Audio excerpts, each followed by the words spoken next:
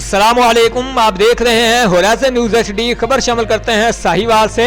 D P او ساہیوال صادق بلوچ کو S H O تھانہ یوسف والا محمد اشرف بھٹی نے اطلاع دی کہ ایک گمشدہ بچہ جو کہ اپنا نام محمد حمزہ ولد ریاض سکنہ اکاڑا بتلاتا ہے، جس کی عمر 7-8 سال ہے، جو کہ دوسری کلاس کا طالب علم ہے، جس پر ڈی پی او ساہیوال کی ہدایت پر پبلک ریلیشنز آفس کے ذریعہ بچہ کی تصویر اور دیگر ضروری معلومات کے ساتھ ڈیجیٹل کیمپین چلائی گئی، جس میں صحافی برادری اور دیگر شہریوں نے تصویر اور فراہم کردہ معلومات کو شیئر کیا، جس کی بدولت بچے کے والد نے پولیس تھانہ یوسف والا کے فراہم کردہ نمبر پر رابطہ کیا اور 12 گھنٹوں کے اندر اندر بچے کو تصدیق کے بعد اس کے والد کے حوالہ کیا گیا۔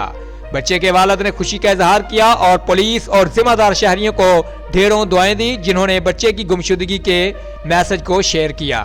ترجمان پولیس ضلع ساہیوال۔ رپورٹ محبوب چودھری، سرپرست اعلیٰ ہورائزن نیوز ایچ ڈی۔